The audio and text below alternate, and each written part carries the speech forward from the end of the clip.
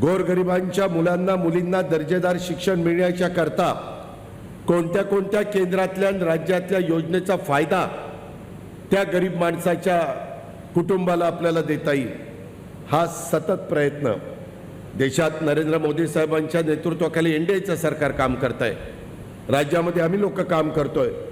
आणि त्यावेळेस अशा पद्धतीनं चव्हाण साहेबांचं बेरजेचं राजकारण करत असताना राजूजी साबळेंच्यासारखे एक जीवाभावाचे सहकारी, एक ताकदीचे सहकारी हे पक्षामध्ये आले, त्यांचे असंख्य कार्यकर्ते आले.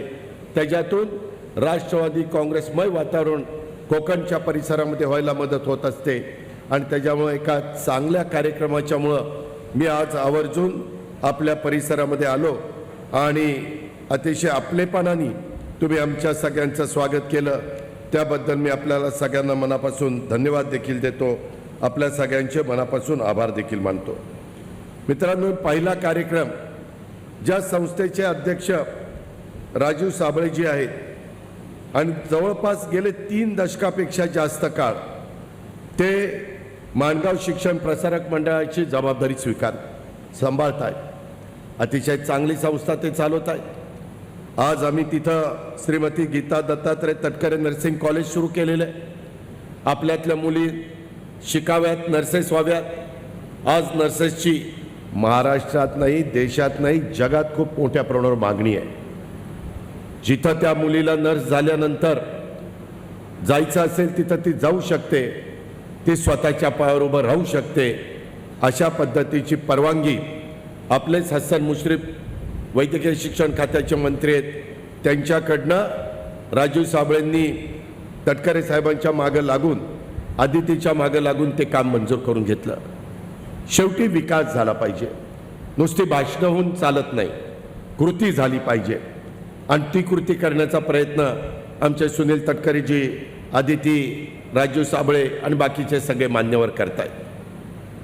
आणि ह्याच्याकरता जर कुठला निधी लागला, विशेषतः राज्याचे विकासाचे प्रश्न सोडवण्याच्या करता, मला आठवतं आहे मागच्या वेळेस मला तटकरे साहेबांनी असंच वेगवेगळ्या कार्यक्रमाच्या निमित्तानं बोलवलं होतं आणि त्यावेळेस सांगितलं की एक पुस्तक लिहावं लागेल पुणे मुंबई गोवा, पुणे गोवा महामार्गावर. अनेकदा गडकरी साहेब आणि आम्ही देवेंद्रजी एकनाथराव कालच एका कार्यक्रमाला पुण्यामध्ये एकत्र होतो, तुम्ही ते टीव्हीला पाहिलं असेल. त्याही वेळेस आम्ही वेगवेगळे नॅशनल हायवेचे कामाच्या बद्दलचे अडीअडचणी आणि प्रश्न हे गडकरी साहेबांच्या समोर मांडले. रस्ते चांगले झाले पाहिजेत, दळणवळणाचा उत्तम प्रकारची सुविधा झाली तर विकासाला वेग येतोय, त्याच्यातनं रोजगार निर्माण होतोय, त्याच्यातनं स्थानिक लोकांना नोकऱ्या मिळतात, छोटे मोठे व्यवसाय उभे करता येतात. आणि म्हणूनच मध्ये मला तटकरे साहेबांनी आदितीनं मुंबई गोवा महामार्गावरची वाहतुकीची कोंडी कमी करण्यासाठी एक बैठक घ्यायला सांगितलेली होती. त्याच्यातनं इंदापूर बायपास, त्याच्यातनं माणगाव बायपास, तो हीपर्यंत आपण 5 रस्ते पर्यायी त्याच्यामध्ये सुचवलेले होते. त्या रस्त्यांना मंजुरी मिळण्याच्या करता थोडंसं नगर विकास खात्याकडे गेलं, ते त्याच्यात काही बदल करण्याची गरज आहे. आत्ताच तटकरे साहेब मला सांगत होते, मी ताबडतोब माझ्या DCMच्या सेक्रेटरीला फोन केला आणि सांगितलं सोमवारी ते काम करून घ्या. त्याच्यातमध्ये माणगाव मोरबा रस्ता, मुंबई गोवा रस्ता, राज्यमार्ग 66 रस्त्याची सुधारणा बांधकाम करणं. आता isakal.com आहे देशातील नंबर 1 ची मराठी न्यूज वेबसाईट. प्रत्येक अपडेटसाठी isakal.com ला नक्की भेट द्या.